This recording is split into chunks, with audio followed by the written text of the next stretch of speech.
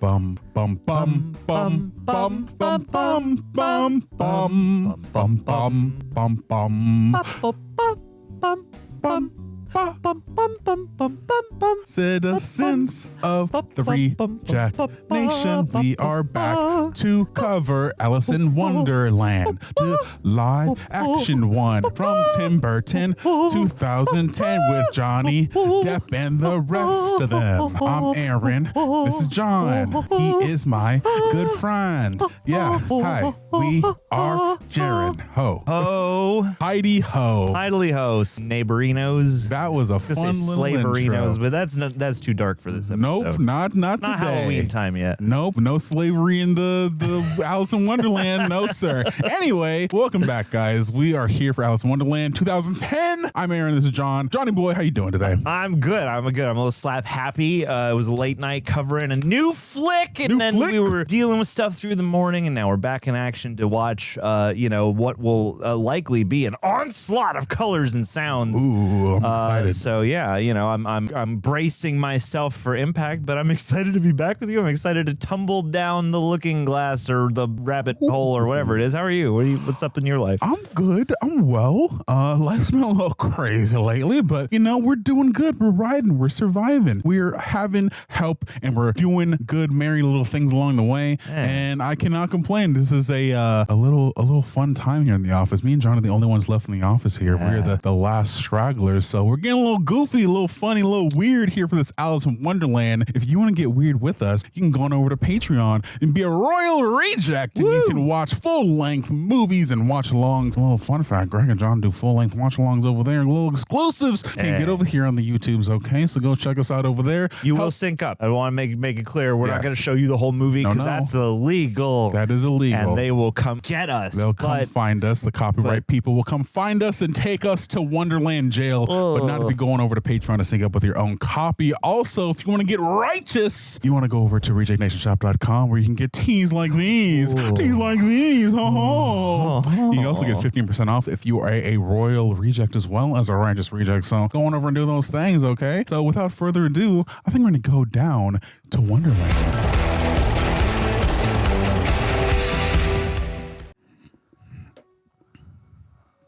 Little random aside before the movie starts. Are you reacting to Fantastic Four, the first steps? I might be. I might be. Wow. Look out now. You're sacrificing. Making the sacrifice. It's a big one. I might have, had to make a very distinct choice at the crossroads this summer. We'll see if I chose wisely or not. Oh man. Oh my. Ooh. I like the music here. Oh, did you see the face in the moon there for a second? That's fun. Oh yeah, this is Tim Burton, baby. Yeah. Oh, the clock almost reminded me of the Twilight Zone for a second, just floating just the face. I did not see in the that. fog. It's a very different opening from the last one. Foggy London town, cool text, children's choir, Kind of reminds both me, whimsical and foreboding. Yes, kind of reminded me of Peter Pan a little bit. Yeah. Charles, you have finally lost your senses. Gentlemen, the only way to achieve the impossible is to believe it is possible. Hear, hear. That kind of thinking could ruin you. I'm willing to take that chance. The bold man. Rangoon, Bangkok, Jakarta. Oh, little one. Small child. Hello there. The nightmare again. I dreamed you were talking about business. I won't be long. I'm falling down a dark hole. Then I see strange creatures. Oh my. There's a dodo bird, Huh? a rabbit in a waistcoat, smiling cat. Cheshire. Yeah. And there's a blue caterpillar. Blue caterpillar. Yeah, but he's got this really weird machine he's with. Like, what's it for? I'm afraid so. You're mad. Bonkers. Off your head. But I'll tell you a secret. All the best people are. Hear, hear. It's only a dream, Alice. Nothing can harm you there. But if you get too frightened, you can always wake up like this. Ow! Yeah, you can wake up and apply another layer of lip gloss. That's cool, though, like the subconscious planting of the seeds of Wonderland. Yeah, 13 years later. Wow. Oh, that's right. What, Mia Wasikowska? Yeah. Oh, she's much older in this version. Where's your corset? Oh. And no stockings. I'm against them. But you're not properly dressed. Who's to say what is proper? Uh-oh. I'm sorry. I'm tired. I didn't sleep well last night. Do you have the dream again? Dreams again. Hey. Only one. It's always the same ever since I can remember. Do you think that's normal? It's been calling you this whole time, girl. There. You're beautiful. Now, can you manage to smile? You're beautiful. I do appreciate the undertone of concern, and that this is something that's been haunting her. At last. We thought you'd never arrive. Alice, Hamish is waiting to dance with you. Hamish. You do realize it's well past 4. Now, everything will have to be rushed through. I am sorry. Oh, never mind. I wonder if this is pulled from the original book. I think this is supposed to be... Yeah, I feel like this is maybe supposed to what? Do we know him? No. Oh. I was just thinking, I looked for a second, I thought it was Bach from Wicked. Oh. Hamish, do you have a tire of quadrille? I think this is supposed to be like kind of a follow-up or something. I can't remember. Comment below, but... I had a sudden vision of all the ladies in trousers and the men wearing dresses. It would be best to keep your visions to yourself. When in doubt, remain silent. Rude. Just give it a century or two. So snooty, this one. Oh. Whoa. Pardon us, sir.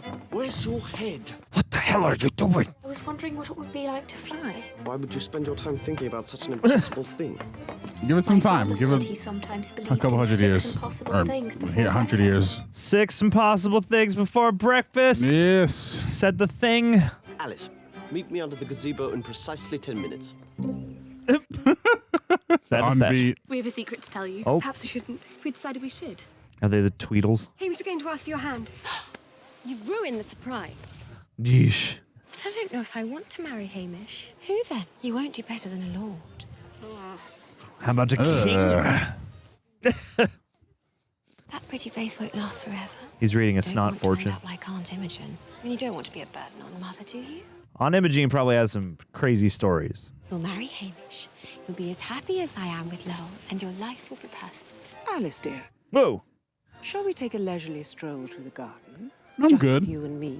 No. I don't know why I'm rooting for this to turn into Nosferatu. You should know that my son has extremely delicate digestion. Oh, good. Oh, no. Did you see that? Is it a rabbit? It was a rabbit, I think. Nasty things. I do enjoy setting the dogs on them. Yeesh. You serve Hamish the wrong foods. He could Oh, get no. in the fridge. Did you see it that time? See what? The rabbit. Don't shout. She wasn't. What the hell? Hamish said you were easily distracted. She has What did I ADD. Hamish has a blockage. Got that attitude. Hamish has a blockage.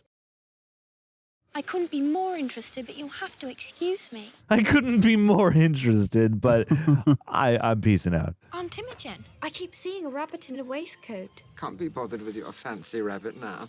I'm waiting for my fiancé. Fiancé? You have a fiancé? Isn't she Madame Maxime in Harry Potter? Where? I don't remember. He's a prince. But alas, he cannot marry me. Unless he renounces his throne. Oh, It's no. tragic, isn't it? Very. Very tragic. Oh, look out now. Scandalous. Alice. Lol. We were just, Wow. Patty's an old friend. I can see you're very close. Look, you won't mention this to your sister, will you? Dang. I'm confused. I need time to think. Well, think about Margaret. She'd never trust me again. Yeah, Oh, rightfully so. Boy. Ruin her marriage, do you? What? Me? Reach for her like that. Crazy work. Oh, my. Yeah, you gotta And get right out of behind, here, girl. whoa. Right behind That's your intense. back. Alice Kingsleigh. No. Hamish, Oh, you have a caterpillar on your shoulder. Don't flick him. and it is baked. Hold it. Aww. Oh. You'll want to wash that finger. Oh, my. Alice Kingsleigh, will you be my wife?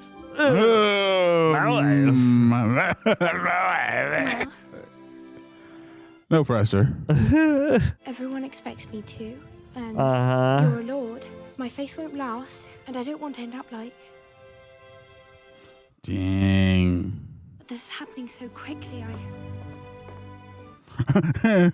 Yes. We're late. Oh.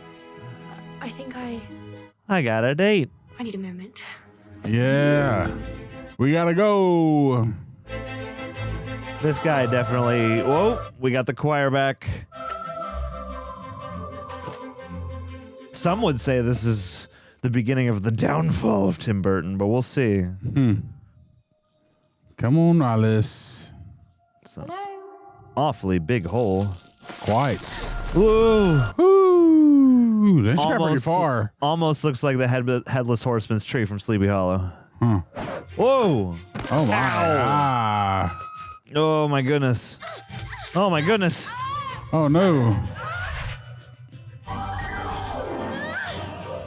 Whoa. This is an interesting looking sequence. Whoa. Yeah, it's like that original one from the 1950s movies, but obviously a lot more dramatic. Oh, damn. No graceful floating. No. Well, that was like a roller coaster going down the portal there. Whoa. Neato. Cool. Very fun. Her Super Saiyan hair. Oh, I felt that. Super Saiyan. Is this haunted room actually stretching? Did you say you felt like this was a sequel to the original one? I vaguely remember something like that. Like, it's kind of the story that you know, but it's also kind of like she's going back after childhood, because I think she's supposed to be like a little girl in the original. Yeah, like how she was in the beginning of this movie. Well, that's how the prologue feels. Like, oh, it's her childhood dreams and stuff, and like it's things her dad would have said, and now it's like, oh, but is it real? It must be real.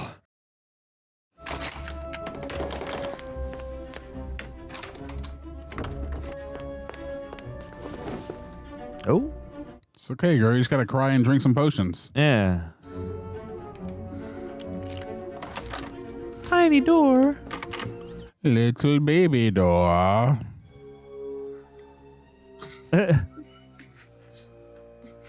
Nah, you gotta get that potion. Oh, and no doorknob character in this one. Uh-oh. But we do have a drink me. Drink me up before you go. 500 proof? It's only a dream. Yeah. Nope. Ooh, Oh, no. Alice. Oh, do you have a little dress on now? I guess. Alrighty. Interesting. Sure. All right. We'll go with that.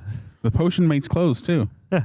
Oh, dang. Well, how you gonna It get doesn't on that work on your table? clothes, but it can give you a fresh set. We modified it. She would remember all this from the first time. Oh. There we go. There Yeah, he okay. is. You've brought the wrong Alice. She's the right one. I'm certain of it. Oh, they're conspiring. Yeah, interesting. This is acts like a sequel of sorts. A requel. It's like when they made Evil Dead 2. It's like half the same beats, half new beats. Mm. Oh no. No, I'm no. gonna have to get the old dress again. Wowie. Whoa, 2010 CG. Yeah. This is gonna be. She's the wrong Alice. Give her a chance. Get the key. Come on. Yeah, girl. Come on. Yeah, this is gonna be fascinating. I'll drink it again. See how this is aged. Right?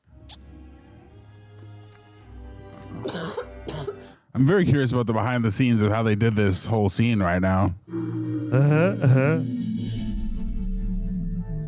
Oh, so now the dress wants to grow and shrink. Oh. Dang. Ooh. Get them topiaries. It's colorful with a twinge of darkness. The Sleepy Hollow tree. Oh, still need to watch that movie. Dude, Sleepy Hollow is one of my favorite Burtons. Underrated. Damn, too, because we didn't have volumes back then, so I guess this would have to be all some level of fancy green screen. Mm-hmm. Whoa, whoa, whoa. Curious, A rocking horse and a dragonfly. Interesting. Yeah, a rocking horsefly. She's the right And a Alice. dragonfly. Oh. Whoa. How is that for gratitude? I've been up there for weeks, trailing one Alice after the next, and I was almost eaten by other animals. Oh, no. How can I be the wrong Alice when this is my dream? I make the rules. We should consult Absalom. Exactly. Absalom will know who she is. Absalom. Hey, leave off. Let go. Oh, is that This way. The dude from Doctor Who? It's CGI Matt Lucas. So yeah, I mean, Matt What Lucas else was he in recently? He was on Ah. Doctor Who. He's in Little Britain. He's been in a lot of. He's on the baking show sometimes. Who is this Absalom? He's wise. He's absolute. He's Absalom. He's Absalom. He's Absolute Vodka. Oh, your boy. The caterpillar. Yeah. Is she gonna feel it? Are Oh. you? Absalom? You're not Absalom. I'm Absalom. The question is, who are you? Alice. We shall see. What do you mean by that? I ought to know who I am. Yes, you ought, stupid girl. Is Alan Rickman? Yeah, I think you're right. Unroll the oraculum. See, I feel like Oraculum, being the calendrical compendium of Underland. It's a calendar. Compendium. It tells of each and every day since the beginning. Damn. Today is Griblick Day in the time of the Red Queen. Griblick Day. Show her the Frabjous. Frabjous. Frabjous being the day you slay the Jabberwocky. Ooh, Kalu Kalay. Oh. Slay the what? That being you there with a Vorpal sword. No It other is sword can kill the prophesized. Jabberwocky. No how. If it ain't Vorpal, it ain't dead. Damn, remember that. That's not me. I know. Resolve this for us, Absalom. Is she the right Alice? Not hardly. Dang. But at the end of her character arc, she will be. I was so certain of you. Oh. I'm sorry. I don't mean to be the wrong Alice. Wait, this is my dream. I'm going to wake up now and you'll all disappear. No, don't do it. Don't kill him. Nar. Please, Hammer, don't hurt him. Pinching usually does a trick. I could stick you Whoa. if that would help. Thank you. My pleasure. Ow. Hey, no, that hurt. Woof. Whoa. Bandersnatch. That's new.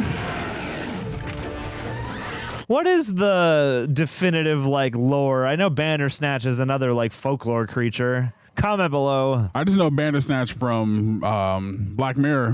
Which now you can't play anymore on Bummed. Oh, really? Oh, that's Man. I never got to play it. Whoa! Oh, no! Oh, those card soldier guys? Wow. Oh, cool redesign. Woof. Oh, dear. This is quite the roller coaster ride. Wait. It's only a dream. Nothing can hurt me. Oh, golly. Put it to the test. What's she doing? Can't hurt me. Wowie. Run, you great lug. Surprised they didn't do like a bunch of spit on her. Ah! Whoa! Jeez. Savage. Wow, okay. That little mouse dude's new, right? It was. I don't remember him in the other one. I don't recall this mouse either. This reminds me of the mouse from Narnia. Good call. This is fascinating. Right? Yeah, because this is definitely not a redux of the first one. This is actually a narrative. Oh my God, that's right. What? Fassbender? Crispin Glover. Oh, it's Crispin. My bad. Crispy gloves, man. Yeah. Which, I mean, this is the perfect context for him. I used to know a guy who would go, like, shoot his independent movies with him, like, in Eastern Europe. Oh, wow. Snud and Queest. This way. East to Quist. No, south to Snud. No, this way. I thought it meant Weast. Whoa. No, Tweedles. This movie's definitely still very weird, but it's not as drug trippy as the original one was. No, and it's way more like... Splinters! Oh, man, so many splinters. This definitely feels like it's going for more of an actual plot, too. Exactly. Like the little girl's return, she's prophesized. This is like the queen's reign. She's meant to set Wonderland free. That's the vibes I'm getting anyway. Yeah, which I mean is very akin to the flavor of this time. Wowie. Oh, hello, big head. Disturbing. Did you steal them? No, Your Majesty. Frogger. Uh-oh. Oh, gosh. Oh, One of you tarts took my tarts. Something in your throat? Bruh. God, look at the nose on her back there. Oh, no. Oh, another guy. Oh. No, Your Majesty. He's in the corner of your mouth, dog. No. Squimberry juice. Squimberry juice. Uh-oh. Wow. Immediately. No! I like tadpoles on toast almost as much as I love caviar. Yes, Your Majesty. Oh, gosh. Drink. That's a pretty decent effect on her. Yeah, I was going to say, how did they film this? They put her in DK mode. Milosevic stain. You knave. Where have you been lurking? Where's the king? Like her little subservient king. I have found the oraculum. His dimensions are crazy. Oh, yeah, he's like a card man, too. Is it Alice? I believe it is. Debatable. What's she doing with my darling Jabberwocky? She appears to be slaying it. She killed my Jabberwocky! It will happen if we don't stop her. Jabber baby walkie bumpers. Find Alice Stain. Find her hero killer Stain. Oh. Human girl. That dog's the only thing that's thrown me off this whole movie so far. Oh. Pups as well. Oh, that's right. Everyone will go home. Everyone speaks here. CG dog included. That CG dog, it might be a little more off-putting than the cat and Smurfs. We shall see. We shall see. We shall see. Dogs will believe anything. Oh, Lord. Oh, buddy. It's interesting, yeah. The not to, I don't want to compare it to the entire time, but this one feels like lore, and the other one felt like a drug trip. Yeah. It's weird because I imagine you'd be a little confused walking into this one, not knowing about the first one or having not seen it, because it just throws you into it immediately. Still entertaining. Oh, hello. Ran afoul of something with wicked claws. What did that to you? Whose voice?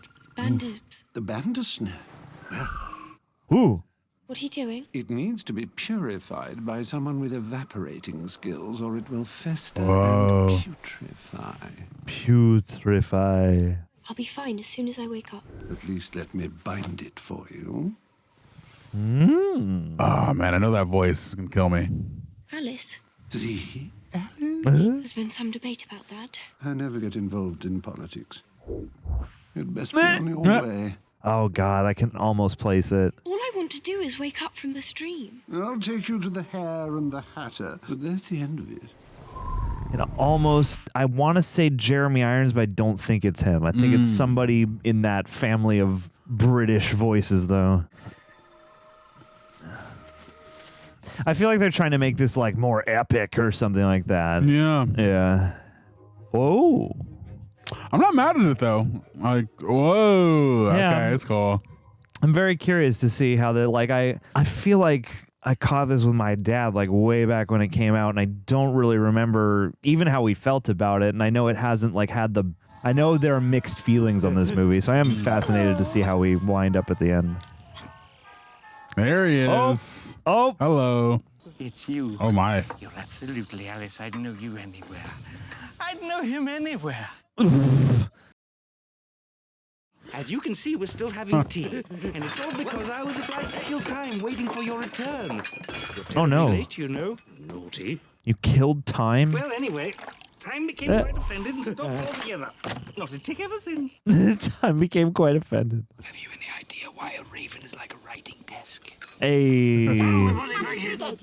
What? Down with the bloody big head being the Red Queen. Of course. All this talk of blood and slaying has put me off my tea. Oh. Our world is falling to ruin. And poor Chetter's off his tea. I was trying to determine if I didn't know it was Johnny Depp, I would be able to tell. And I think I would. I'm hearing tinges of Jack Sparrow. You ran out on him to save your own skin, you godler Scottish pilgerickering, shookum juggling, slurking Yorples. Oh my God. Whoa, whoa. Oh, you're getting a little scurry there. I think I recognize his grill anywhere. You used to be the life of the party. You used to do the best Tarrant. futterwhack and then all of wits' end. Be futterwhacking. It's a dance. On the frabjous day, when the White Queen once again wears the crown, on that day, I shall futterwhacken vigorously. No, yes, sir. Goodbye. You are the weakest link. Drink this quickly. Whoa. You Oh my God, so much shrinking. She's gonna go subatomic. I don't like how tall you are. It feels weird. We're looking for the girl, Alice. Speaking of the Queen, here's a little song we used to sing in her honor. Twinkle, twinkle, little bat, how I wonder where you're at. Where are you at? If you're hiding her, you'll lose your heads. I know, it's her like favorite trick. All together now.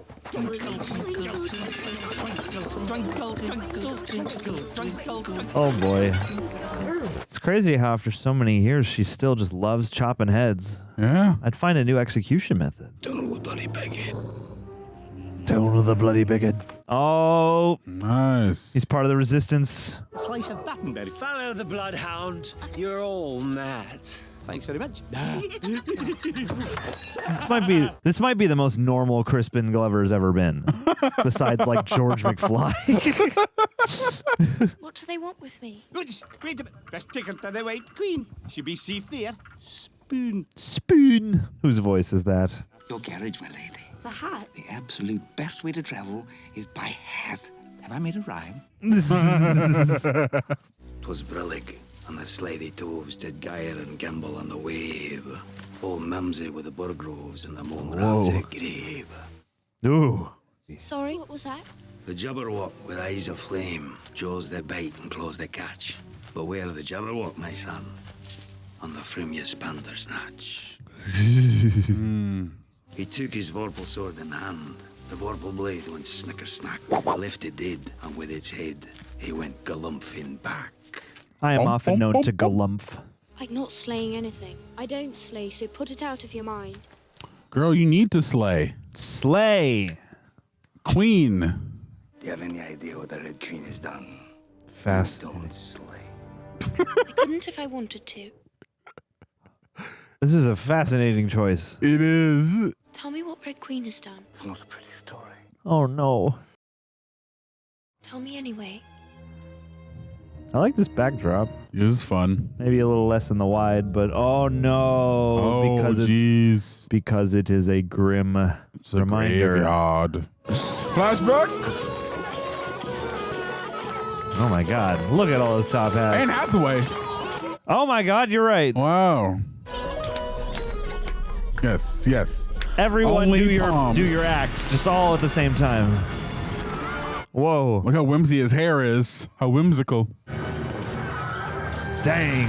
Whoa. Oh my, wow. That's freaky. Oh. That's a dope sword. Is that This the is vorpal sword? though. No crispy gloves. Crispy. Okay, he lost his eye back then too. Okay. Interesting. I thought we'd get an origin for that.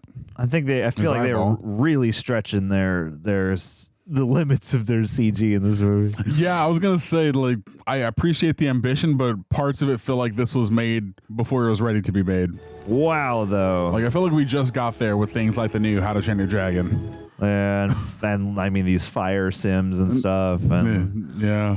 I mean, for its time, being like 15 years old as of time of recording this, it's still impressive. But I was gonna say, I'm fascinated to, as we go through this, to kind of see what the reception was again. Yeah.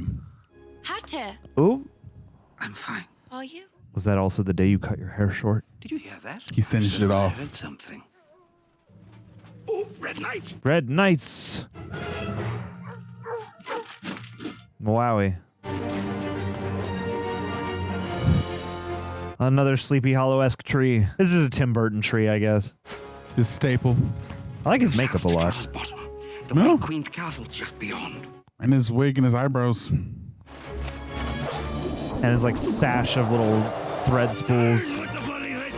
Dine with the bloody Red Queen! Freedom! Oh man, they hate water.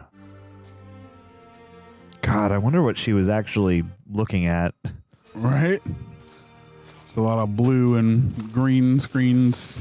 It's weird because, like, I'm also having trouble telling what in frame is real. Some stuff must be real, but it's really hard to tell. Yeah. Honestly. Interesting hybrid. Uh-oh.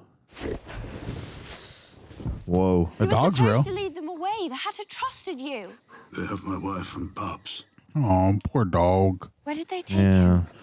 To the Red Queen's castle at Salazar Grum. We're going to rescue him. That is not foretold. I don't care. Just not in the prophecy. If Rapture's day is almost upon us, you must prepare to meet the Jabberwocky. Oh boy. I'll decide where it goes from here. If you diverge from the path. I make the path. Do you? It's interesting they kind of took some inspiration from, what's it, Narnia a little bit. This feels like because they've aged her up. Take me to Salazar Grum, Bayard, and don't forget the And hat. step on it. It feels like because they've chosen to make it like, yeah, she's coming back as like a teenager now, and it's almost like they're making it thematically about a different kind of coming of age, where you gotta like rise to your potential and accept responsibility. There's only one way across. Oh, jeez. The dead marshes. Also, we're watching this on Fantasy Saturday. Fantasy Sunday. It's Fantasy Sunday, baby. On the genre schedule there. The first one would have been Animation Monday. This is so creepy. Yeah, I don't like this. That's unsettling. This is terrifying for children. Those are regular sized people's heads. Yes. Bayard, the hat. Come on, boy. There you go. Well, damn. Damn, dude. It's like when you hit the kickball over the schoolyard fence. Oh, that was easier than I thought it was going to be. Let's go croquet. Your Majesty. Poor flamingo. No. Ooh. Oh, hey, a porcupine, that's even meaner. No. I feel so bad for both of them. Yes, Your Majesty. Well, if it isn't the wrong Alice. You've got some nerve. I've come to rescue the Hatter. Would you have any more of that cake that made me grow before? Uppelkuchen? Actually, I might have some left. Hey. Uppelkuchen? Uh-oh. Shazbot. Oh, I want an absurdly giant cake. Uh-oh, you gotta get big and stomp on the queen. Stomp on her. How are they? Oh, no, she has no clothes. And what is this? It's a who, Majesty. This is, Abigail. It's Eve. From Umbridge. What happened to your clothes? I outgrew them. I tower over everyone in Umbridge. They laugh at me. So I've come to you, girl. hoping you might understand what it's like. Because your head's so big and all. Anyone with a head that large is welcome in my court. Eh. Someone find us some clothes. Use the curtains if you must, but clothe this enormous girl. Clothe this enormous girl. Love that. Oh, slay. Finally slaying. Okay. She was born to slay. Fat boys. Oh, hey there. Oh. There they are. What happened to their heads? Oh, she marked them. Speed boys, amuse us. Oh, my. Don't call her out. Speak! Oh, boy. Is that being... No, it isn't. Not a bit, no. Contrary-wise, I believe it's so. Contrary-wise. I love my fat boys. Now, get out. Her mannerisms are great. Yeah, she's killing it. Oh. I'm Mr. White Christmas. I'm Mr. Snow. I'm Mr. Ten Below. Who is this lovely creature? My new favorite. Does she have a name? Oh. Her name is Any luck with the prisoner? He's stubborn. You're too soft. Bring him! I'm fascinated to know how they orchestrated whatever Crispin Glover is, because his motion is so specific compared to everything else on screen. Right. And it does have like a stop motioniness I can't put my finger on. And I wonder if that was intentional. I guess maybe. Because like a lot of the other CG elements don't quite move the way he does. Return to Underland. Do you know where she is? Underland. I wouldn't know. Oh my God, What little. if I take off your head? Will you know then? Stop that. Bloody large head you have.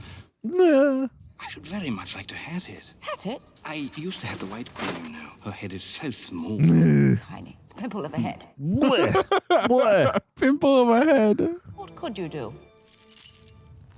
How can he work if his hands are bound? Oh, yeah. Yes, appeal to her ego. Well then, shall it be a bonnet or a bow tie? Or something for the boudoir? A fedora.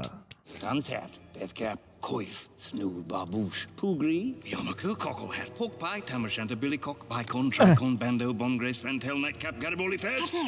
Fezzes are cool. Fezzes are cool. Leave us.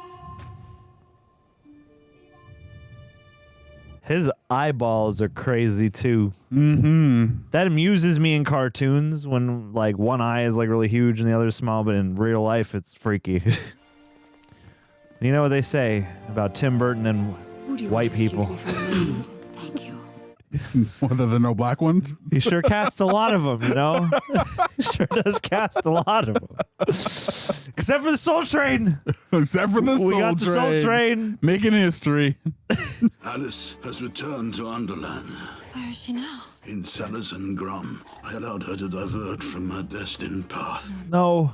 But that is exactly where she will find the Vorpal sword. Oh, my man. Champion. Rest now. You've done well. Oh, no guy. Alice in Wonderland stands as the White Queen in this whole war that's going on between them. Is this actual lore, or is this something Tim Burton made up for the movie? Let us know in the comments. Yeah. Is this Tim Burton, or is this their attempt to like wickedify this? Good question. Have you seen a hat around here? Oh, I want a topiary of my own head. That'd be nice. Yeah, right. I think we should get them for the studio. Yeah. Each one of us gets a topiary head in our most prominent React face. You must find Alice Stain. Without the Jabberwocky, my sister's Their followers will sister. surely wise against me. As I look out over my moat of heads. You are far superior. I know, but Moana can make anyone fall in love with her. Men. Women. Oh. Hello. Pansexual queen. Even the furniture. Even the king. Oh, snap. What the heck happened to the... Oh, she stole her man? Damn, Oh, she killed her mans. I had to do it. You would have left me. He would have left you? Damn. Girl, do you know that? Is it not better to be feared than loved? How about both?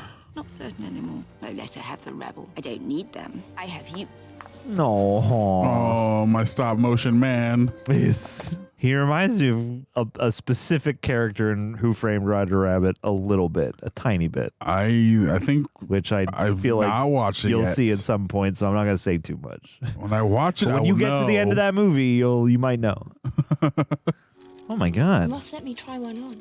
It is good to be working at my trade again. Aw. It's good to be haberdashing. His hair's a little Wolverine-y in the scene. Just get him the chops. Let's go. Yep. What is the Hatter with me? What is the Hatter with me? Get this man his hat stat. Whoa. Uh-oh. Oh, no. No. Have you any idea why Oh. a room is like a writing desk? I'm frightened, Alice. I don't like it in here. It's terribly crowded. How do they do the hands? I guess they're not. Look, his like- head's about to pop off. Oh. Oh, I mean, that's a pretty good effect. Yeah. Afraid so. You're entirely bonkers. Oh. But I'll tell you a secret. All the best people are. No, I'm telling you what the dad. All the best people. I'm told she keeps the Vorpal sword hidden in the castle. The rabbit will help you. In the castle. Take it to the White Queen. Go to the White Queen together. Why is it you're always too small or too tall? Aww. She's never just right. Yeah, never falling in line. That's a really good call, though. I hadn't thought of it really ever, but yeah, they really did like Narnia this. Where's the rabbit? Over there. We'll just, split yourself up. Scooby-Doo hallway going in here. I'm rescuing the For sure. Hatter. He told me that the Vorpal sword is hidden in the castle. What does it make, Twisp? I know where the sword is. McTwisp. I don't know if his name was McTwisp in the original one. They didn't say it, if I don't remember. The sword's hidden inside. I know that smell. It's a smelly smell that smells smelly. Oh. I'm not going in there. Look what that thing did to my arm. Dang, still raw. Got snatched. Why haven't you mentioned this? Wasn't this bad before? No, you're turning. You gotta chop the arm. Oh. It's Vorpin time. Hatter, where are you? God, Monkey's holding up everything. Maliomkin, do you still have the Bandersnatch eye? Right here. Wow. I need it. Come and get it. I need it. Hey, give it back. I was just like, I ain't got time for this. I ain't do even that. talk to you. Ooh. I like you, Ooh. I like largeness. Oh my God, he's got a giantess kink. He's into giant ladies. Oh, she's got the dirt. She gonna tell on you. I'd love if he just eats the eye. I was gonna put his face on the ground and just pop it in. Yeah. Oh. Come on, it's Vorpin time. It's Vorpin time.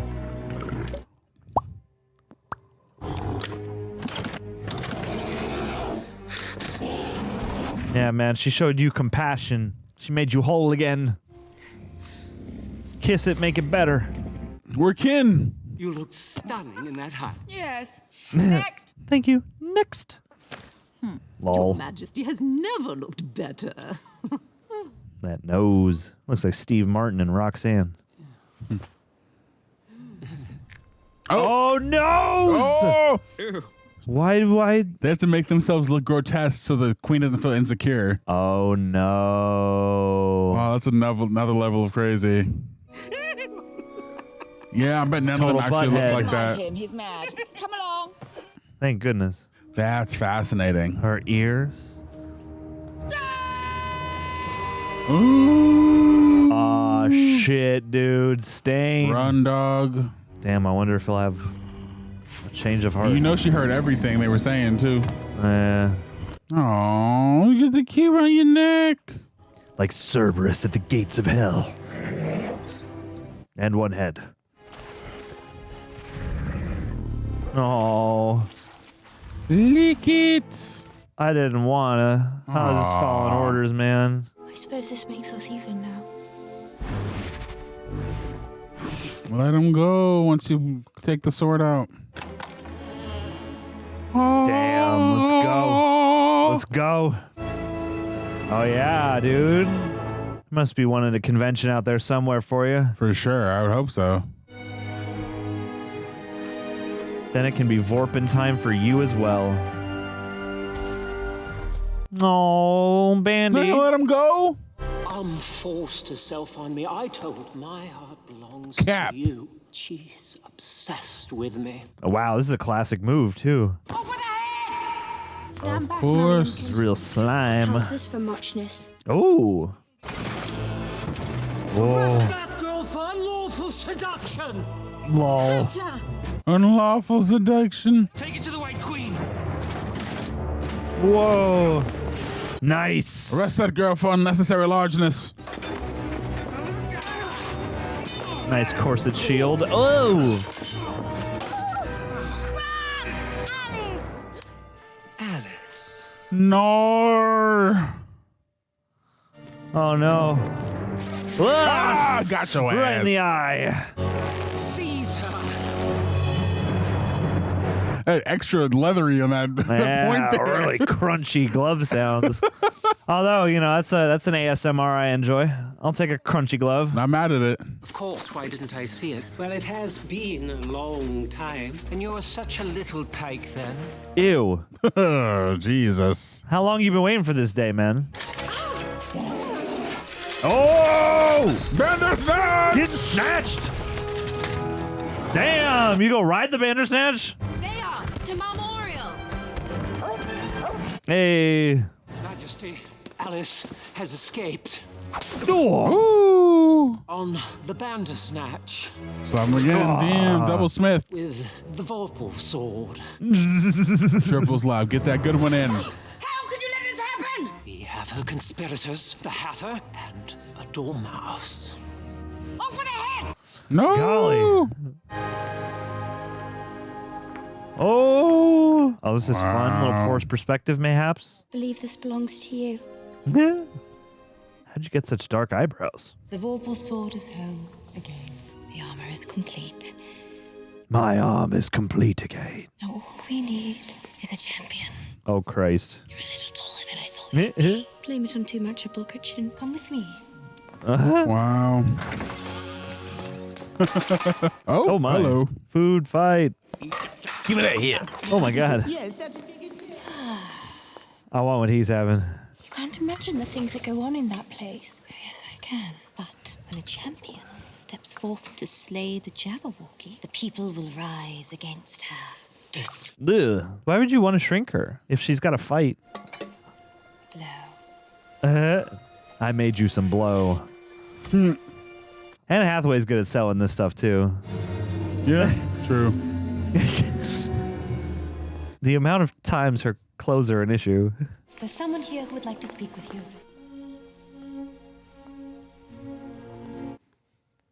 Sachet away. Absalom? Who are you? I'm Bart Simpson. Who the hell are you? I'm Alice, but not that one. How do you know? You said so yourself. But you're much more her now. In fact, you're almost Alice. Oh. Couldn't slay the Jabberwocky if my life depended on it. It will. Introduce a little nonsense. So I suggest you keep the Vorpal sword on hand when the Frabjous Day arrives. You seem so real. Sometimes I forget that this is all a dream. It's a contact high. Will you stop doing that? Alan Rickman's lovely casting for this. I agree. Hey, here's a Tim Burton-y set. The funky cell. You know, I'll take it. I do miss the physical set design elements he often brings. For sure. Hello, Jess. Since you won't be needing it anymore, would you consider bequeathing it to me? He's doing biscuits in the hat. Adorable. I was looking forward to seeing you futterwagon. Oh, you have no idea. Well, they're not. I really do love that hat. I need to see this futterwagon. I love a morning execution, don't you? Yeah, I love the smell of beheadings in the morning. He also reminds me of Christopher Guest in The Princess Bride. The guy with the 6 fingers. I see it. Oh, no. They're going to have one really big noose and one really tiny noose. I'd like to keep it on. Suit yourself. It's Bill and Ted in there. I'm right. Or no, Socrates and Billy the Kid. There you go. With his head. I can't watch. Oh, that's funny. Fun. Whoa. Oh, man. Oh, it's cat. Whoa. Chester. Oh. Fun. No wonder, because he wanted the hat. He's like, I don't know. Kit. Being heinously bamboozled by these lick-spittle toadies you surround yourselves with. Lick-spittle. Yep. What is that? I'm not the only one, Majesty. Oh, no. Counterfeit nose. You should be ashamed. Me? The chin is fake. Yeah. Oh, Christ. Yep. Lol. Oh, man. Your whole court. All of you, stand up and fight. Rise up. Against the bloody Red Queen. Queen. He seems like the real hero. Rise up. When you're living on your knees, you rise up. Release the Jab Jab bird! Was the writer of the book a Scottish guy. Was it Lewis Carroll? Oh. I know Johnny Depp played Scottish writer J.M.W. Barrie. No. Your white stain is far better to be feared than loved. No. Come on, come on. Prepare the Jabberwocky for battle. Release the Jabber. I know it's like a Disney movie where like there's a good queen and an evil queen, but it's not this. 'Cause I've never seen this before. And it's not Wizard of Oz? No, I was like, is it Snow White? I don't know. We have company. Her mannerisms. Aww. So happy to see you. I thought they were going So to... did I, but they didn't. And now here I am, still in one piece. Aww. How's the arm, love? All healed. Goodbye, sweet. Oh, I love his little purring noise. Which apparently cats only do for people. I learned that recently. That's Yeah, crazy. and meow. They don't meow to each other. That's crazy. Yeah. Still believe this is a dream, do you? Of course. Mhm. This has all come from my own mind. A delusion. Which would mean that I'm not real. No. You are real in our hearts. I'll miss you when I wake up. Aww. Oh, buddy. I don't know why it made me think of it, but a movie I'd love to rewatch has an element of fantasy like this is Where the Wild Things Are. I've never actually seen it. Ooh. I used to love the book as a child. Prophecy. Damn, dude. No other slayer, no how. If it ain't Alice, it ain't dead. That's a slogan for you. Alice, the There you go. must be yours. Yeah. Because when you step out to face that creature, you will step out alone. And you'll have to tell Hamish to his face you don't want to marry him. Yeah. Telling me stinky and funny and weird, but not in a good way. Yeah, he's got a blockage in his soul. You can't run away again, girl. No, Alice. She's gonna run away to another Wonderland. Just a series of dreamlands within dreamlands, just an Inception scale, like time dilated nonsense fantasy. I like it. She just goes into a steampunk world after that. Dude, release Christopher Nolan's Alice in Wonderland. Really though. Nothing was ever accomplished with tears. Absalom, You turned into a butterfly? why are you upside down? I've come to the end of this life. Oh no. Whoa. I need your help. I don't know what to do. I can't help you if you don't even know who you are, stupid girl. Stupid girl. I'm Alice Kingsleigh. Alice. Hey. You were just as dim-witted the first time you were here. You called it Wonderland, as I recall. Underland. You remembering? Oh, yes, there you go. Play the Saw music. I'll take you to the Hare and the Hatter. But that's the end. She's the right one. I'm certain of it.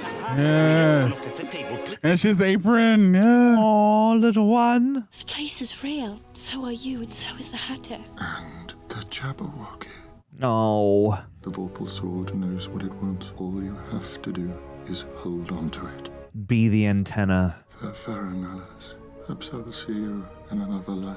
Eerie. I hope the Jabberwocky is like actually the dance group that just form into one being. And then she's like, I will gladly behead these guys. Seen enough of these Universal Studios.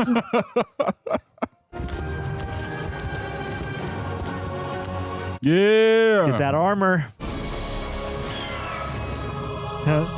Whoa. Crazy.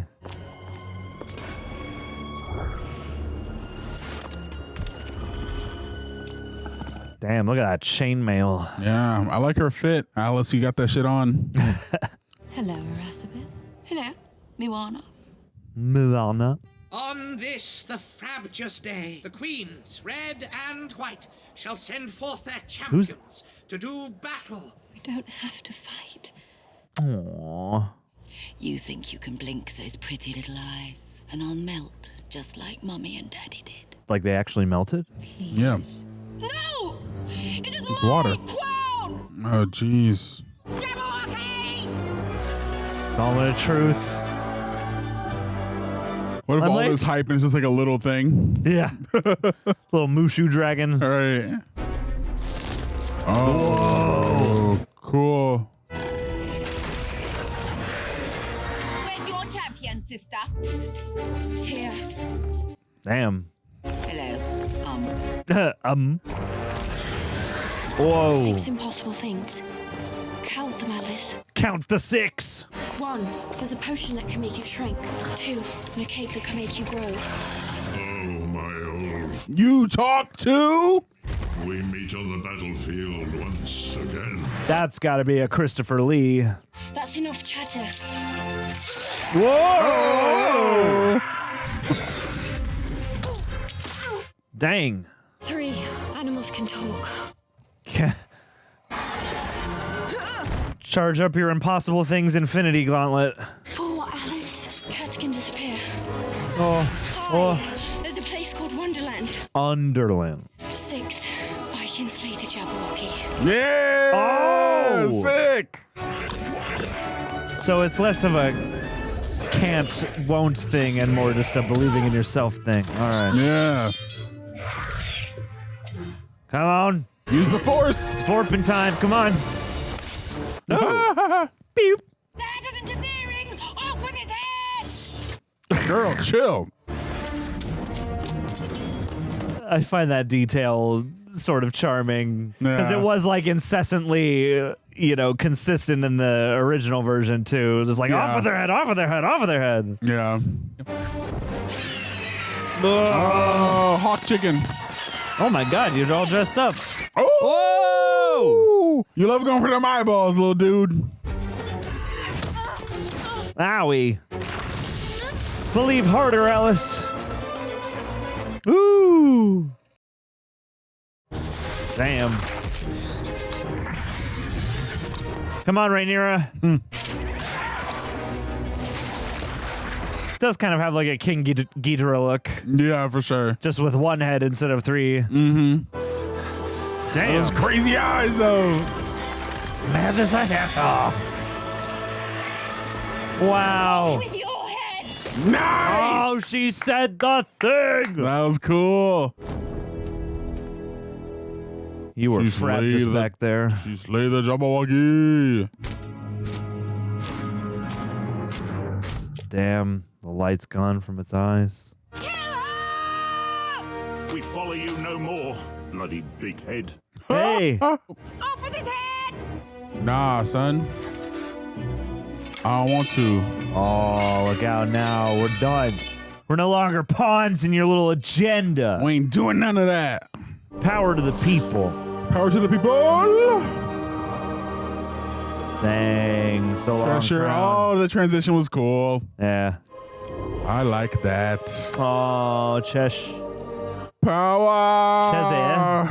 Erasabeth of Crims, your crimes against Underland are worthy of death. Your crimes against Wonderland.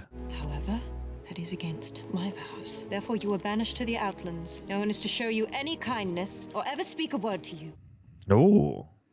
Majesty, I hope you bear me no ill will. Only this one, Milosevic Stain. You are to join Erasabeth in banishment from this day until the end of Underland. Yeah. Wowie. Let's have each other. At least we have each other. That's what I said. Oh, hell. My man. Oh my God, dude. Wow. Majesty, please, kill me, please. Wow. Your kindness. Wow. Ooh, awkward. Oh, Kalukale. Oh. Oh shit. Oh go. Oh, is he gonna pop and lock right now? What's going on? That was Fascinating. nice. Well done. That was a good flutter whack. Fatting and whacking. Yep, what you said. Oh, it's a nice viscosity there. Mmm. Zydrate comes in a little glass vial. In the blood of the Jabberwocky, you have our everlasting gratitude. And for your efforts on our behalf, Purple drink. Purple drink? Some lean. will this take me home? If that is what you choose. Aww. Drink said lean, and you may rock with it. You could stay. Oh. What an idea. a crazy, mad, wonderful idea. Real world sucks. Just stay. But I can't. There are questions I have to answer, things I have to do. Like marry assholes? Worlds I have to rule. Or marry that asshole, yeah. Be back again before you know it. In 6 years in the sequel. You won't remember me. Oh. Of course I will. How could I forget? You forget every year. We've done this 500 times. The Matrix keeps rebooting itself. Why is a raven like a writing desk? I haven't the slightest idea. Excellent. Yes. I love his, like... Fair foreign Alice. Oh, his little neckerchief thing. Mm-hmm. Little faces. Uh-oh. Whoa. Freaky. Ooh. That was a trip. That was a cool transition. Rise. Yeah. Good Lord. Are you all right? Oh, she still has a scar. Yeah. Down a hole and hit my head. She's so familiar. I can't place it. You're not the right man for me. Hey. There's that trouble with your digestion. I say. But this is my life. I'll decide what to do with it. You're lucky to have my sister for your wife, Lowell. Damn. I know you'll be good to her. Be watching very closely. Oh, you're not going to rat him? Damn. One chance. Don't worry, Mother. I'll find something useful to do with my life. You two remind me of some funny boys I met in a dream. Yeah, totally. Yep. Tweedles. My father told me he planned to expand his trade route to Sumatra and Borneo. Hey. But I don't think he was looking far enough. Why not go all the way to China? Dude, she's running the biz. Culture is rich, and we have a foothold in Hong Kong. To be the first to trade with China, can you imagine it? Wow. As you're not going to be my daughter-in-law, perhaps you'd consider becoming an apprentice with the company. Dang. Girls get it done. Everyone's mad accepting for the 1800s, and I like it. Yep. Wonder. The ship is called Wonder. Wonder ship. She's going to go on a fantastic voyage to the Wonderland of China. Oh, my man. Hello, Hello. Hey. Hello, sweet Alice. Can't do it. I can do an Alan Rickman impression when I listen to him for a long time. Wow. Oh. Let's get that pop music credits going. Whoa. Darius Wolski. This must have been a real, like, project a post-credit for a scene. cinematographer. This had to have been like a real trial by fire in a lot of ways. Like, you're working with so much digital imagery. I mean, you're lighting for so many things that will not appear in the camera. Oh, no. Susie Figgis. Team Todd. In Wonderland. Same, dude. Johnny Depp gets top billing. Wow. So it wasn't even your movie. He's ahead of the title. He's ahead of friggin' Alice. That's crazy. Wait, did they already credit her? Anne Hathaway, no. Helena Bonham Carter. I mean, I guess she... Crispin Glover. I guess she wouldn't get... Glover. Todd. And she gets last. Well, I guess that's how you have to... I don't know. I feel like she should have been first. I'm trying to do the mental gymnastics, and I'm just like, nah, you shouldn't be. If you're friggin' Alice, you should be up top. I'm like, what in the Superman 78 is this? I should have picked out Stephen Fry. And Michael Sheen! I was going to guess Michael Sheen! Except I don't remember who he would have been, and I bet I was wrong. Timothy Spall from the bunch of stuff, the Harry Potter movies. Barbara Windsor... Christopher Lee. And Michael Gough. Alfred. Bunch of Tim Burton's buds. Imelda Staunton, too. Bunch of Harry Potters in this movie. Oh, but no Alan Rickman. No, they credited him. Oh, they did? Yeah, he was. I think he was the first one they credited.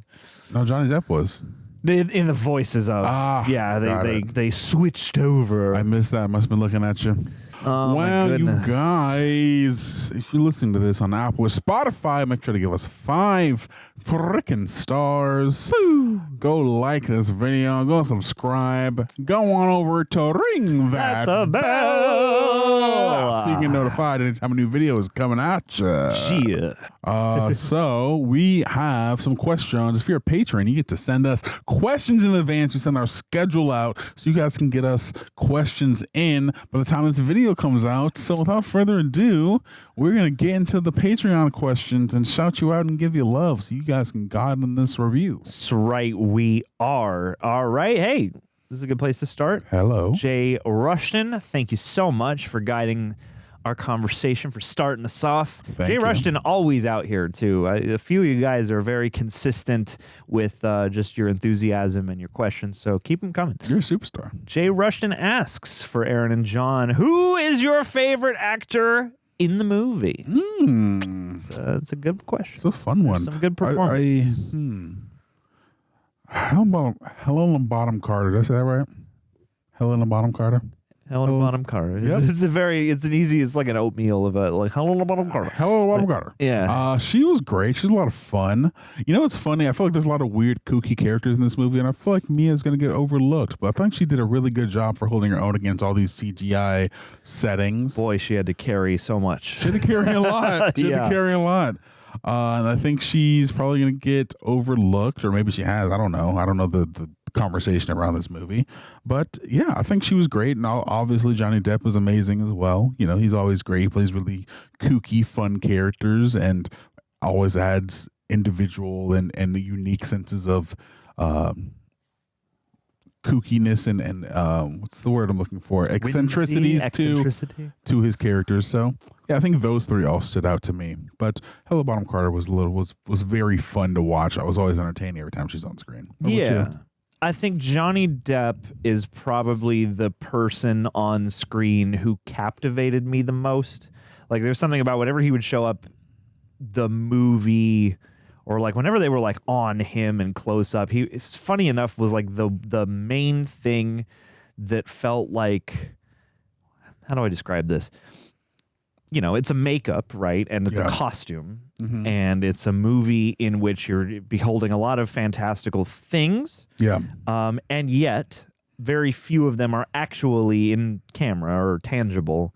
Mm-hmm. And so, especially when he first showed up, but frequently during his moments, the combination of his performance and just the bright, shock of his visage, coalesced in the way I think the movie as a whole kind of wants to and, comes up with varying results on. So like I was like always captivated and amused and entertained by him. And even though, it's sort of a different thing. Oh, golly. Stephen Duders. Sorry, the credits are rolling, and God, when the trial was happening, that guy, he's like one of his assistants, so like he was like one of the heavy sort of named characters in the trial. So there are all these like text to Mr. Duders, and then Mr. Duders is coming in to like testify. And blah, blah. Anyway, I'm gonna pretend like we're talking about this in a pocket universe where Johnny Depp hasn't melted. But yeah, like this reminded me what I used to love so much about his performances, and like I can imagine this not being maybe a performance everybody can even agree upon, and I can imagine this movie not being something that everyone might agree upon. But yeah, he was kind of like the kind of convergence point where I'm like, yeah, the fantasy and the sort of vibes of the movie seem to be properly crystallized through this guy, and I liked his more, strange and whimsical side, and then his like crazy, like unhinged Scotsman thing. Like it was such an odd choice, and two, he kind of looks like Willy Wonka, so I feel like there was probably like a need to make it so that he's not just a Willy Wonka character. And like I used to get really excited for like Johnny Depp to like, oh, what's he gonna do this time, and what's the influence is gonna be, and who's he basing the character off of, and so yeah, I thought that he blended into the world, and the movie felt most like a real movie often when he was around. But I will say, and it was Avril Lavigne on the Alice song. Nice to have Avril Lavigne back in 2010. But I would echo your sentiment. It's weird. Like watching this, I feel like Mia Wasikowska has like a kind of an odd job to do, because again, they're trying to come at this from a slightly different angle on the character and what she's, you know, what kind of coming of age experience she's having. And so like there are times where, you know, for the first half she's more bewildered by things or distressed by things. She is not as whimsical until later on, but when her whimsy and when her sort of like enjoying of the nonsense of Wonderland kind of kicks in a little bit more, you know, I thought I bought it and I enjoyed her presence. It's weird. It's like I don't think the movie necessarily did a ton to flatter or like bolster her, but I think she's doing so much that you know, like you can't help but applaud what she did here, because, you know, I did feel like, even though it's a very different beast from a classic Alice in Wonderland somewhat, you know, I thought she made for a nice Alice. Yeah, I think she made for a nice Alice. And, you know, I feel like with something that is so CGI heavy and so green screen heavy, I feel like it's very easy to possibly overact and like overcook it to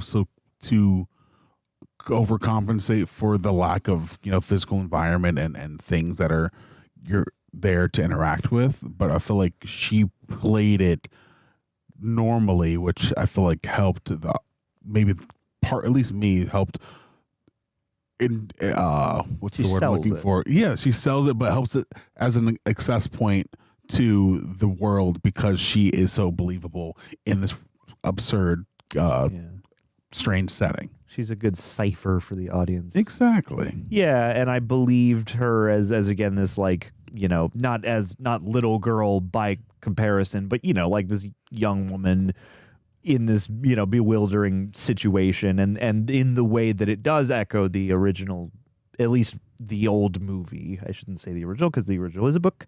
But yeah, the way she echoes that, like I believe, you know, her as this, person tripping through this, you know, sort of nonsense situation. But also, I guess I could imagine her being really lovely based on what we see here in a more traditional Alice that is a little bit more lighthearted, I guess I would say. Like, I feel like she could easily do both. This is what they chose to go with, and she did a nice job with that. You know? Yeah, and it's funny because this is, I guess, technically a sequel of sorts to that original one. And, you know, it's not until the end of this film that she remembers the events of, you know, that animated movie. And having just watched the animated movie with you and you guys, it's this thing of, oh, that movie is like a weird, colorful fever dream, which she wakes up and it's all a dream. And it makes sense that, you know, when she remembers it, like, oh, yeah, this is this weird as fever dream of an experience that I had, and no wonder I didn't think it was real. Yeah. But when you come back as like a 19-year-old, it's like, oh, it's still like those elements are still there, but it's a little darker. And this is like the more, you know, it's like when you go back to something as an adult, it's like, oh, this isn't as blank, this isn't as big, or this isn't as strange as I thought it was going to be, or I thought it was. It's still strange, but there's like this darker tone there than there was in that original one, and maybe like the innocence of childhood colored it in a little bit more. And but now that you're coming back, it's not as it's whimsical, but not as trippy and not as light. Yeah, it's not as, I don't know exactly, what the word is that I'm looking for. Because, it is whimsical. It is a bit trippy. But it's not as, like,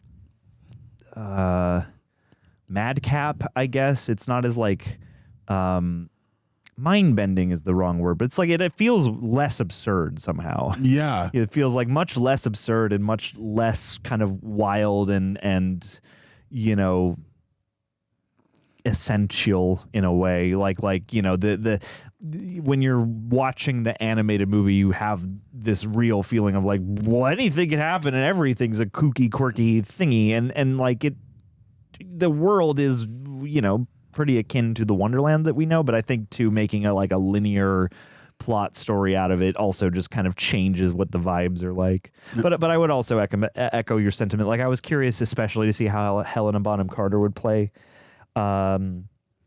this time, and like I thought that effect looked pretty good, and I thought her playing of it, even though again it's an odd movie because with the attempt to make more of a plot out of it, it kind of makes the characterizations I don't think that always coalesces with the characterizations.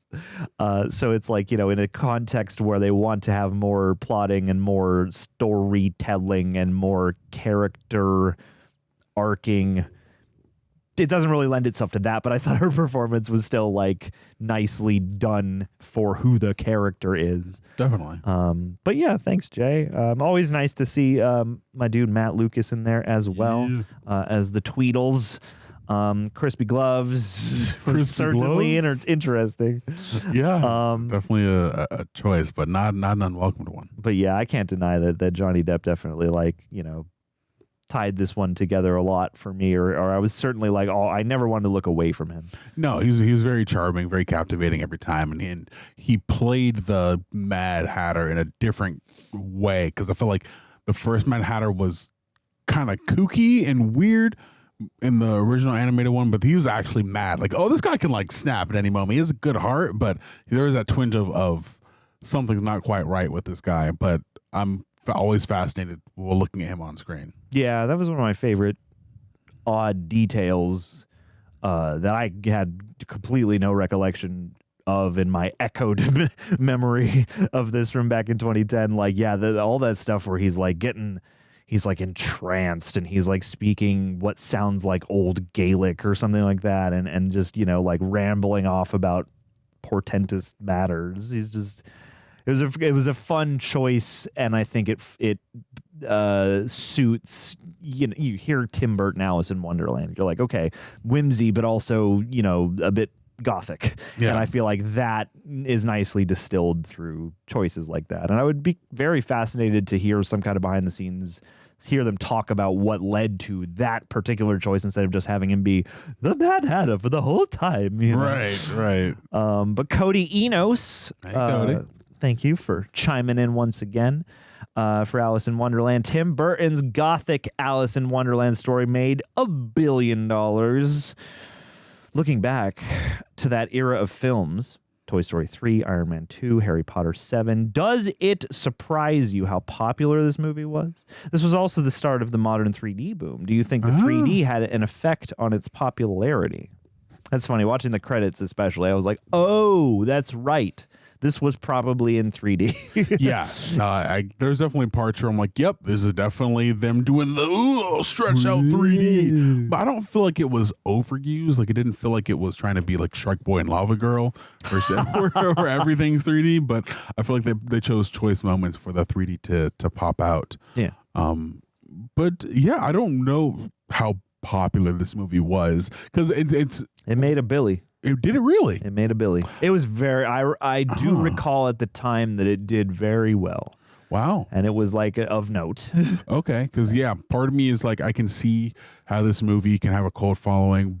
One from people who are fans of the original, but also people who are fans of Tim Burton. But I could also see people not being fans of this movie because it is so different from that original version. I don't think this got. We can check, Rotten Tomatoes at the end of the review, but I don't think this got tremendously good reviews. I think the reviews were. I think they were solidly mixed on this. Do you remember what they were? I don't entirely, but I'm gonna look it up. Yeah, please. I definitely feel like. What I remember of the timeline is that, yeah, it was definitely not a movie everybody agreed upon, even though audiences seemed to flock to it. But there are, it's interesting to your question, looking back on this and the era of films that it was in, we're in, 2010s now, 2010. It doesn't surprise me exactly how popular this movie was. Because around the time I feel like we're in an era. I was going to say. No, I'll let you finish and then I'll read it to you, or I'll show you. I feel like at the time we were in an era where a number of things were happening. I feel like we're probably close to that wave of like we're making fantasy, like well-worn like there is a Wickedification that happens, I feel like at a certain point in the late 2000s and into the 2010s where it's like, okay, we're going to take a well-known fantasy story and we're going to tell you a slightly edgier version of it or a slightly more grounded version, as if this is the story that inspired the legend or the poem or whatever source material you have. And also, it's one of those classic pieces of both literature and cinema that, you know, I feel like gets made every so often, because the animated Disney movie and this movie are not, you know, the only versions of this story on screen. So I feel like it's a bunch of contributing factors. And I mean, yes, I feel like this feels like it's of its time in that it feels like it's being pressured to be a little bit grittier and a little bit more mature. And it's being pressured to do a little bit more of, we're doing a more of like an epic take on some kind of whimsical fantasy story of old, you know, some beloved story. It's also, we're doing heavy CGI, you know, wall to wall now on certain things. We're finally getting to the point where they're confident, like, man, we can do a whole movie this way and we'll see how it goes. I feel like your post Sin City, for example, which is certainly like a groundbreaking movie in terms of like, and 300 shooting. It also came out the year after Avatar. Okay. See, I totally buy that too. And I feel like this is perhaps not the best calling card for this era of like heavy effects driven stuff. It's weird. It's like I feel of a couple minds about this, because like, no shade to the animators, man. Like, this must have been an insane undertaking at the time. Truly. And like, for anything to look as good as anything might look in this movie is a feat unto itself. But this is also like I could easily see someone having the reaction that this is sort of like a CGI monstrosity or just like a CGI soup at a certain point, where it's just like, I mean, like, I know some people feel very strongly one way or the other about this. Really? I think about this movie specifically.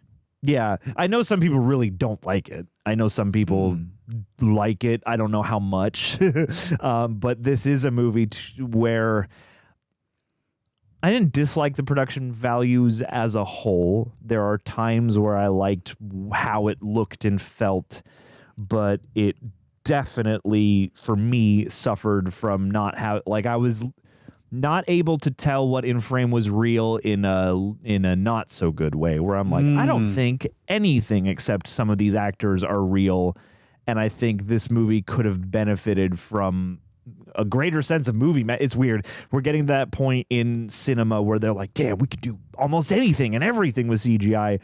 So there's that allure to do it. But then you remember that, like, the movie magic is in the application of techniques in the right places, and maybe having more physical elements to bolster the CG elements could have helped. Like, it's weird. There's a lot of, I have to imagine, a lot of compositing of actors onto completely fabricated landscapes and sets and stuff like that. And as it stands, it looks, I think, a lot better than it could. You know, there were times where I found myself catching, like, oh, there are like edges. I guess this is green screen, even though she's just like hiding behind a tree or something. But like, the motion will give you just enough of a cue to be like, oh, the background kind of has a little bit of that float, though, despite the camera. There's, this feels more like an experiment now, or like some kind of, you know, big swing than I would have expected, because, you know, this is a pinnacle studio production. This is a safe bet. We're making a classic story. We're getting a beloved director. We're throwing all of the resources at this. And yet it does have that thing where I'm like, ooh, too much cotton candy a little bit. Like, like, it works against the whimsy for me to have this be so overbearingly CG, to the point where it doesn't feel like Tim Burton either. He's known for using stop motion and practical and whatnot. Yeah, that's why that one scene with the Mad Hatter in the prison cell, I was like, oh, some Tim Burton production design, some set design. Like, this is at least what looks like a real gate door thing. So, like, cool. Yeah. And then the rest of the time, I'm like, it's in the computer, and there's stuff that looks, you know, they're like, ooh, brambles and branches, or that one tree that looks like it's from Sleepy Hollow. But there's like, I feel like Tim Burton doing a gothic take on Alice in Wonderland could be really cool. And I think where this falters is that it goes more YA instead, where it's like, she's got to be, you know, chosen one of some kind. She's got to like become a warrior or rise to fight a thing. And I think it could work, but I don't think it's like what you want, what I don't think this quite hits the potential that Tim Burton Alice in Wonderland sets you up for. Okay. Pre this movie, because this movie for Tim Burton too is like a turning point. I feel like this is like the start of like CGI Tim Burton. This is the beginning of the Tim Burton that Tim Burton was reacting to when he came back to make Beetlejuice, where he's like, I'm going to do a lot more in camera now again. I'm going to do a lot more sets, and I'm going to do a lot more stop motion gags. I'm going to stop with all this CG slop. Not that it's all slop, but it is like it when it's everything for most of the movie, it starts to work against itself, I think. Wow, that's funny. That's just me. No, I know. It didn't. It's weird because it was noticeable for me for sure. It's pretty obvious to not be able to not notice it, but I don't know. Part of me was like a little charmed by it in a weird way. It was like funky and like kind of off-putting, but it's unified in that. What's interesting is it is like a little funky and a little off-putting, and that's consistent. Yeah, like that's consistent to almost everybody. It is a unified choice. Like, and you've got like you've got Johnny Depp and you've got Mia Wasikowska on screen, and they're the only like real people, and the rest is like these weird, uncanny looking things. I don't know. It's weird because it's one of those things where I'm like, for the same reasons why like someone wouldn't like it, I feel like I kind of did like it. It's not my top 10 movies or anything, but I enjoyed watching this. I had a lot of fun with it. I think that is it wholly original, and unlike things we've seen before, or no, it's not the most original movie in the world, but I think that the way that they were able to adapt some of these elements from that original or that 50s movie and then repurpose them for a narrative like this, I thought was fun. I enjoyed her going on her journey and her arc and just the callbacks to the original. I think I'm in the minority on this, where I feel like I thoroughly enjoyed this. Hell yeah. More so than I enjoyed watching the Smurfs. Oh, shots fired! Shots fired at Neil Patrick Harris specifically. But listen, I don't disagree with you entirely. Like, the thing is, I have certain feelings in when the movie is done right now that I will fully admit, like, I wasn't sitting there the whole time, like, really stewing on that. And there's a lot of, like, in the moment enjoyment I was able to get out of it. But, like in hindsight of it, these are the impressions that it leaves me with. Like, could it have been a little bit more fleshed out? Could it have been more epic? Could this have not all been in one story? Could we have felt like the peril of these characters a little bit more? Sure, but I feel like for what it was, being an under 2-hour film, I had fun with it. I had a good time. And I feel like the original one is definitely a pioneer in animation for how colorful it is and how trippy, but that one didn't exactly have a strong narrative. And it's weird because I feel like it's something that if I were a child watching it, if I were like between like the ages of 5 and 11, I feel like I would like the original one more, but I feel like a whole hot take. I think I like this one more than the original. Wow, that is a hot take. That's a spicy take. I think that is a spicy take. I mean, it's weird. I wish they could have maybe split the difference. I don't begrudge them putting the narrative that they put in here, but I could have used a bit more weirdness, honestly. Like, it could have been weirder for sure. I feel like if they had made it a little bit more weird, or at least made the way the plot moves, and this is a risk certainly, but made like the animated movie is like a bewildering sequence of situations, you know. And music. There's not a lot of music in this one. Yeah, he did do his pop and lock thing, but but the first one was kind of like a low-key musical in parts as well. The first one kept reminding me of Fantasia, because like the way you're just moving from set piece to set piece, and there's a new song and there's new, themes periodically. I was like, things are just happening. It's just a series of things happening. Yeah. And then Alice is out. And it's all a dream. So I appreciated this. Yeah. Having a narrative while still utilizing things that are familiar. Yeah. And let's see. Does surprise you how popular this movie was, and this being Popular. the start of the modern 3D boom, and Avatar certainly being the start of the modern 3D boom? Do you think 3D had an effect on its popularity? I think yes to both. Oh, no. I mean, it doesn't surprise me how popular this is. I mean, Tim Burton doing Alice in Wonderland, at the time, I'm like, sign me up. Like, absolutely, people would go to see that, and it's a classic. Either people think of the book or the Disney movie, or so, like, it's so in the cultural consciousness that, like, I think, of course, globally this would have appeal because stuff like this globally has appeal. So, like, it doesn't surprise me at all that this was very popular, that it made over $1 billion, and it also doesn't surprise me that 3D probably helped this get to that $1 billion because it's a perfect movie to put in 3D. You know, like Wonderland, perfect for that. You know, technology, perfect for that scope to view it through, and also that's gonna really pad those ticket prices.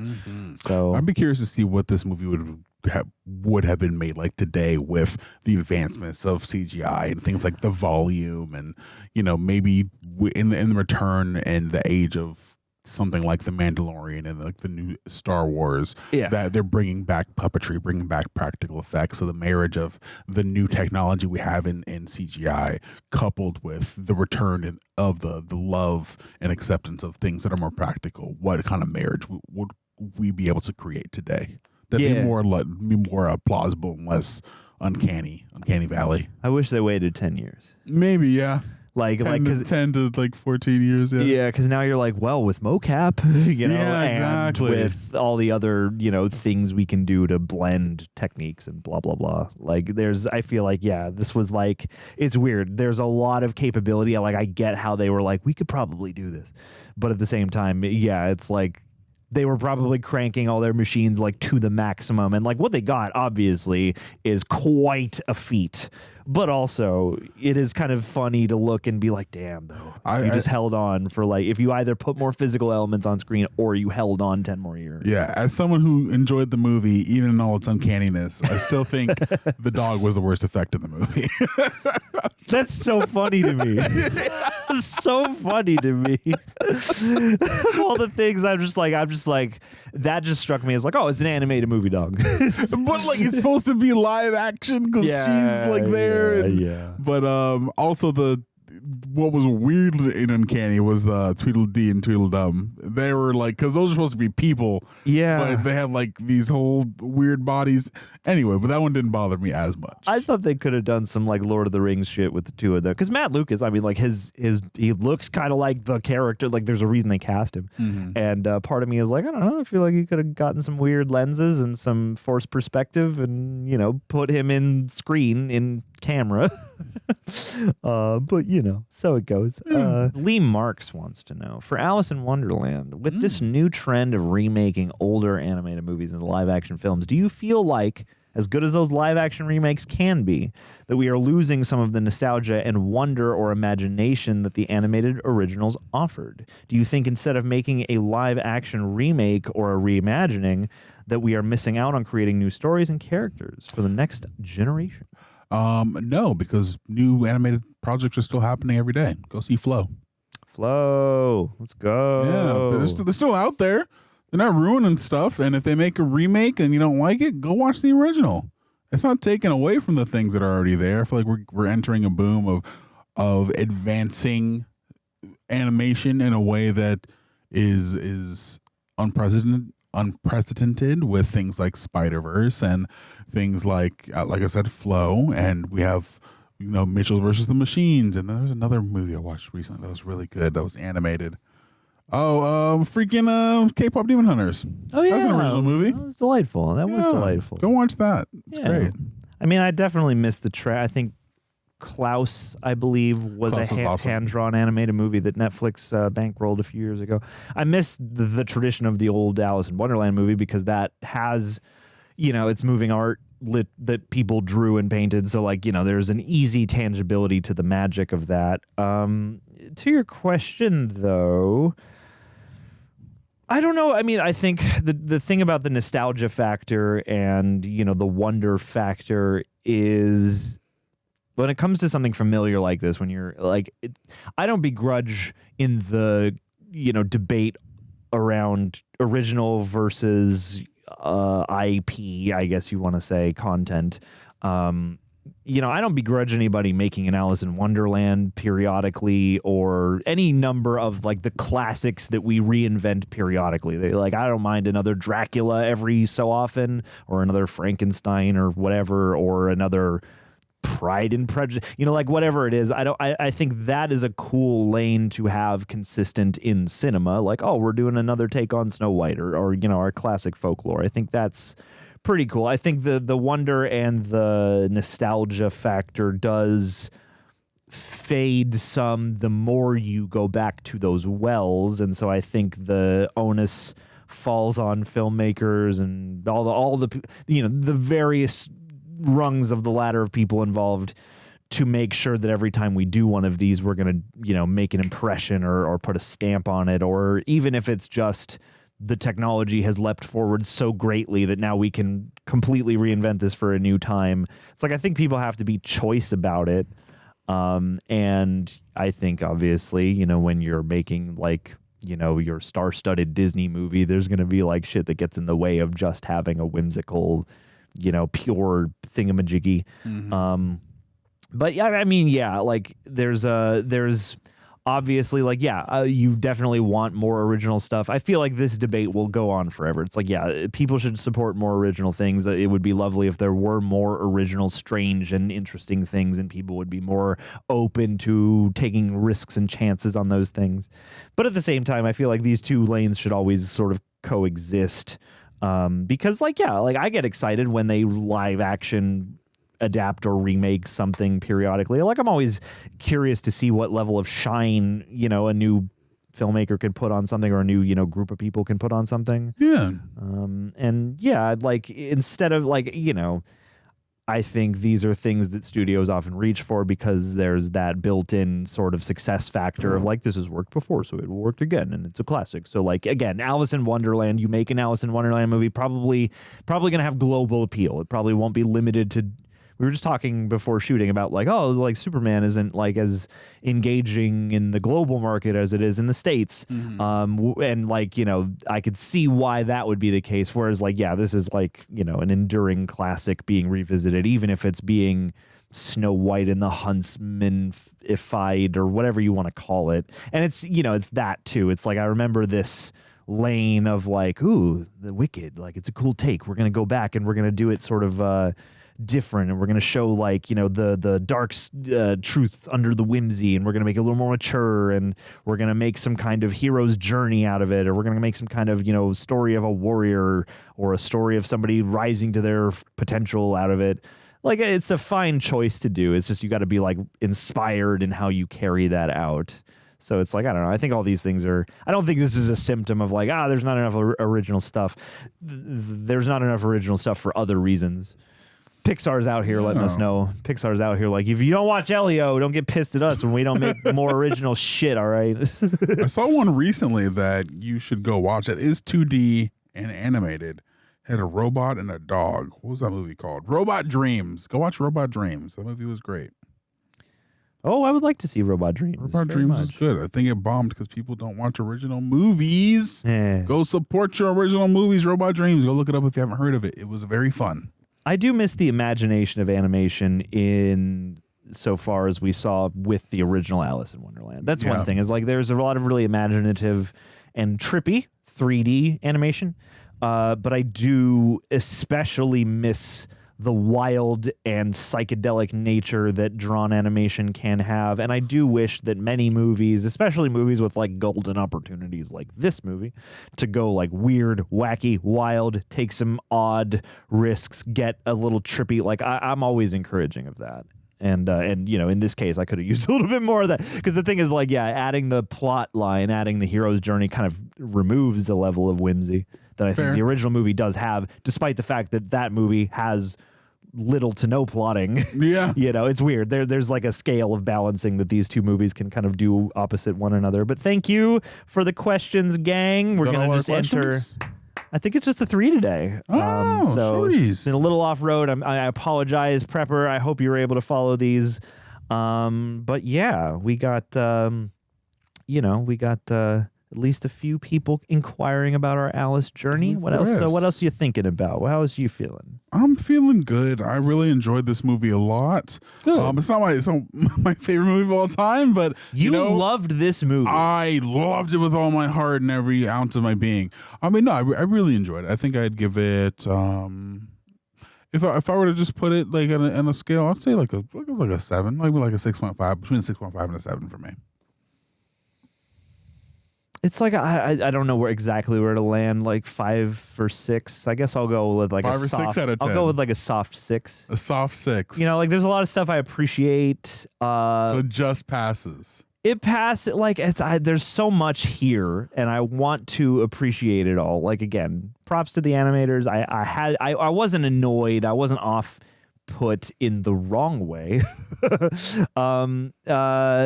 I feel like there is an element of color that was like what's like a what do they call it when it's like, you know, it's like an easy, like a layup? Yeah, it's like I feel like this should be a layup for having like wild, colorful imagination. And a lot of times I felt like we were in like the dreary version of Wonderland. And like, you know, it's weird. I like the contrast of like, oh, this village was destroyed and it's just like a ruin. But, you know, even at the end, we're just kind of like doing a battle out on like a big gray brown chessboard thingy. It's like the stuff in the real world was more bright and vibrant a lot of the time. And then you'd have these elements in frame sometimes that were fantastical.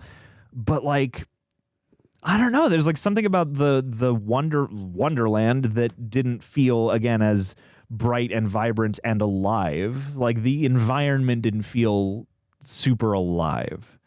And I think that's a bit of a bummer because, again, this is like the place. This is the place to get weird and colorful and to be vibrant, even if your story and context are darker. So yeah, I think maybe you would like a little bit more of that weird whimsical vibe mixed in with some semblance of a story, but you feel like the story took precedent over the whimsy and that is experiencing Wonderland. Yeah, doing the epic thing kind of took a hold of like the major, you know, I don't know, tone and timbre of things. And so I felt like we were kind of burdened by the epic, where I feel like you can still do a coming of age story that is also some kind of hero journey that's also Wonderland weird. Yeah, it was like, you know? Yeah, they really wanted to do like, what if Narnia, but Wonderland? And you said that, and I was like, oh, damn, you're right. Like this is Wonderland, but yeah, like let's transcribe a plot like either a Narnia or a Wizard of Oz or something like that, and we'll go with that. And I feel like if this had played a bit more Wizard of Oz, tonally speaking, because like Wizard of Oz has like scary shit in it and stuff that's like intense. That's the thing, is like weirdness. Coming of age is partly about confronting the unknown. The unknown can be very weird, and you know, any epic battle in a fanciful world can have weird. Like the Jabberwock, like is cool, is like a dragon thing here, which is neat. But you could be even more weirder and You could be even weirder and more unsettling. Yeah, the black dragon is like, oh, that's a little underwhelming. Yeah, and I'm like Tim Burton again, a guy known for making very sort of appropriately dreary sort of monochromatic sort of movies, but then again you have like a big fish that is very colorful and vibrant but is still sort of strange and fantastical, and there's like a sense of wonder, I guess, that was missing for me. I think that's the word. Maybe we needed more stop motion. Only had Crispin Glover as a stop motion his guy. Weird movements. I did appreciate it. Like, I wanted to feel wonder. I guess that's the thing. It's like, you know, and I like that whole thing where like, it's Underland and you called it Wonderland, you freaking idiot. You know, I'm like, I could do with a little more wonder in Wonderland, even if it's like dark. That's the thing, is like to make a story like this gothic, I don't think is actually that hard of a pivot, is actually that hard of a thing to do. And I think you could make this gothic and a little more foreboding and even a bit more dreary if you want to, without making it feel kind of gray. Maybe the experience, maybe they had to darken some things to make it feel more grounded, quote unquote, or to sell the CGI more. Yeah, make it plausible that she's in this place. Yeah, it's weird. Like for me, movie magic, the more we get, the more advanced we get, the more movie magic means to me. And I'm like, this could have used a bit more movie magic because this has computer magic. Yeah, a lot of computer magic. I'm like, put some prop in frame, put some piece of environment in frame. And the thing is, I bet they did. The thing of it, like, he didn't direct the Wonka movie recently, but the Wonka movie had this thing where I was like, none of the chocolates look real. They all look like effects. They are real. Apparently they're real. Wow. And watching the movie, I was like, I don't feel that though. That's I like that movie probably more than I like this movie. But like, this is a better movie, I will say. This movie had a thing where I'm like, even if stuff in frame is real, nothing feels real in the wrong, in less of a good way to me, because I feel like the point is it's supposed to feel tangible. This impossible dream world is supposed to feel tangible, so that when she's convincing herself it's not a dream, you're like, I don't know. It's convincing enough that the debate of that works. And then when she's like, oh, I can't wake up, it must be real. It was a computer generated dream. Do robots dream of Electric big-headed heart queens? Okay. It's weird. It's one of those movies. It was pleasant and fun, but it leaves me with all these ways that you could have easily made this like great. I think this is one of the few times where I think I liked a movie more than you did. You did? Wow. Well, you're here for the people. Everyone's going to roast me now in the comments. For being they're going to not like me I for am a liking jabberwock. I am a bandersnatch just gobbling up fun. You got to defeat me on Frabjous Day. Well, become the Jellicle cat. Let's see if you can defeat the guessing game of figuring out who scored what. So, Alice in Wonderland 2010. This movie's an hour and 49 minutes. Good. 6 minutes shorter than Fantastic Four First Steps. Let's see. Okay. What do you think the critics gave it?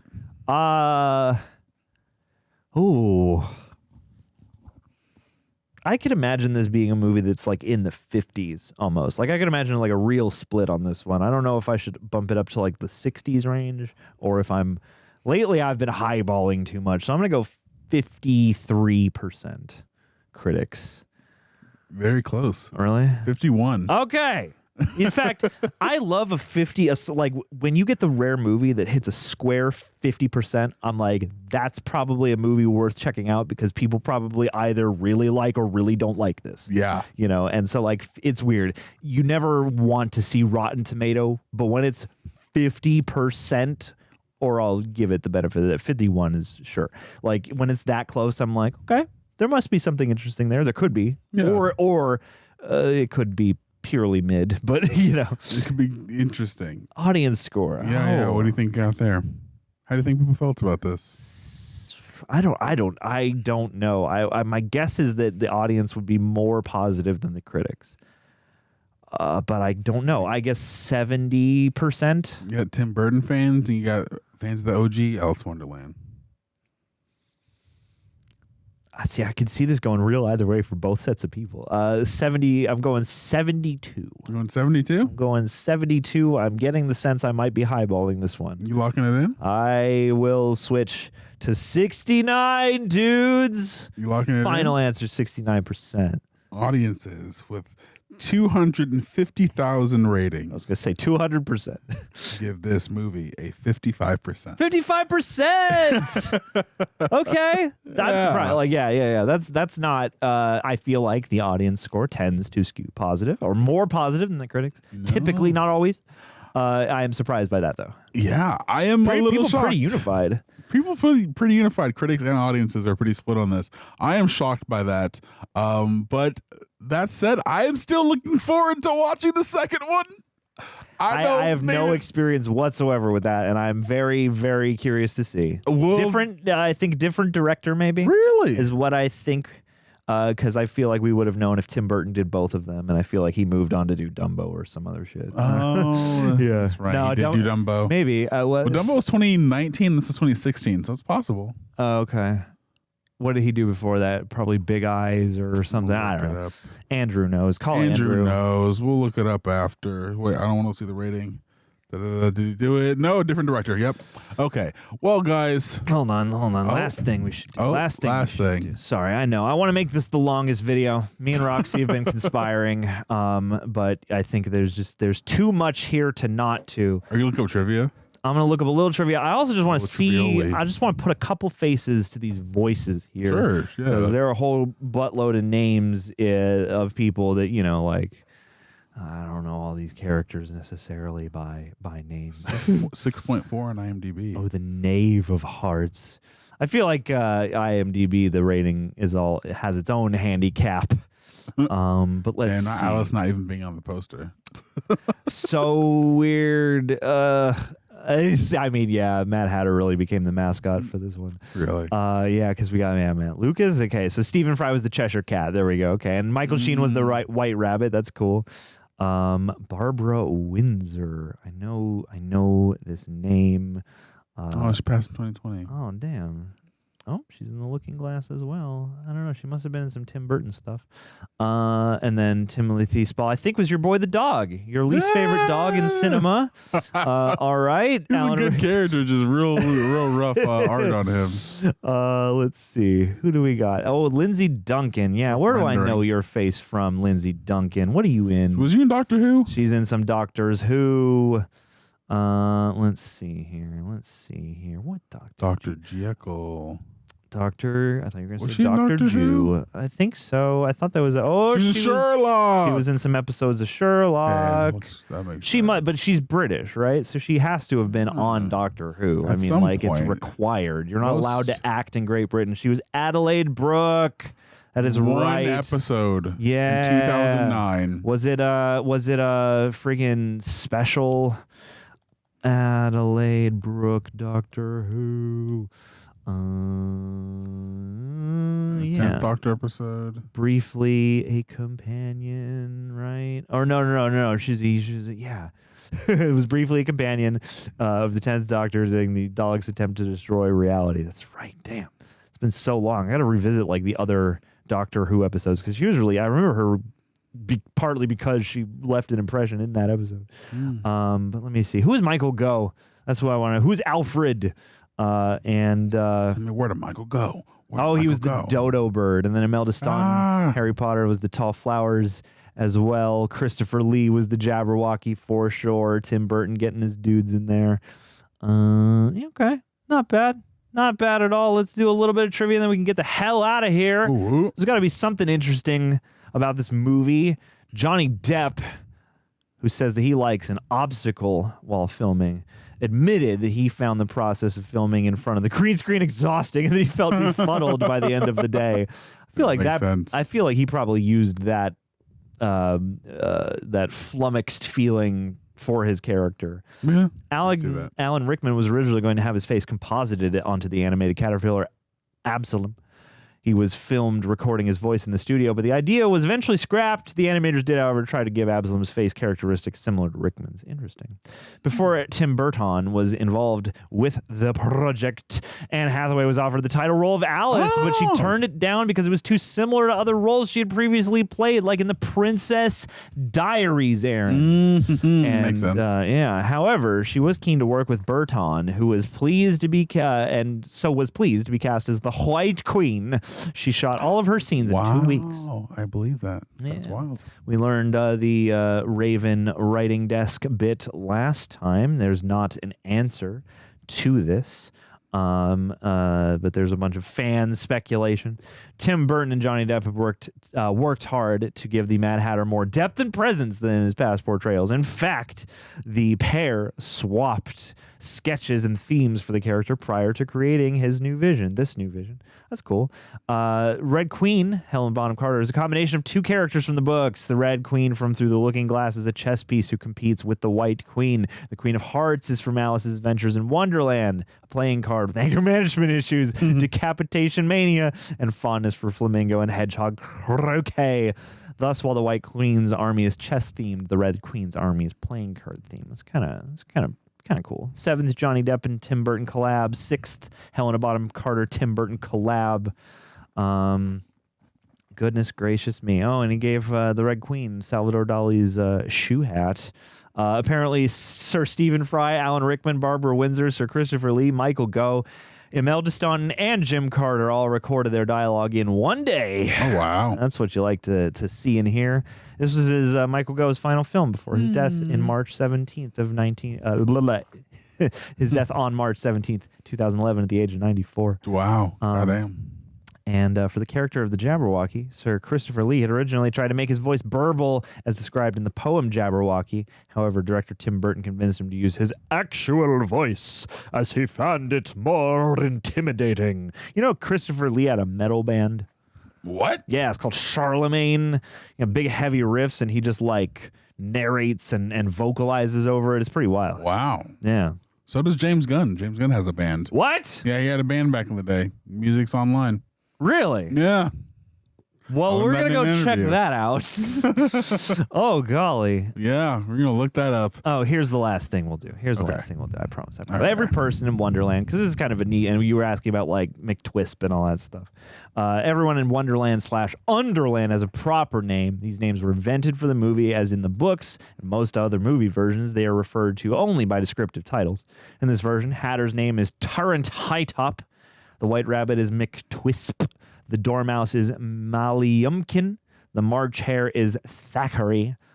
Is that like William Makepeace Thackeray? The Caterpillar is Absalom. The Cheshire Cat is Chesur. And the White Queen is Mirana Crims. The Red Queen is Irasabeth Crims. Gah. And the Knave of Hearts is Iloshevich Stain. Ilosevich. The size-changing potions are likewise named for the first time. The cake that makes Alice grow is called the Upelkuchen. And the liquid that makes her shrink is called Pishelver. This would have been, I think people would have rage quit the book if those names were included in the actual book. For sure. All right, guys. Thank you for joining us on this whimsical, magical Wonderland journey. Found your new favorite movie. Found your favorite movie. My favorite movie of all time ever. This is end of competitions. I'm quitting the channel. I've seen the best movie. It's not going to get better than this. It's not going to get better than Blues this. Brothers and now Alice in Wonderland, and we're done. Topped it. We've reached the pinnacle. Oh, God. Not before you finish the Naked Gun. Already. You're right. I got to finish the Naked Gun trilogy. Oh, gosh. All right, you guys. We're going to be back for the next one through the Looking Glass. Thank you so much for watching. We love you guys. And stay kooky, stay whimsical.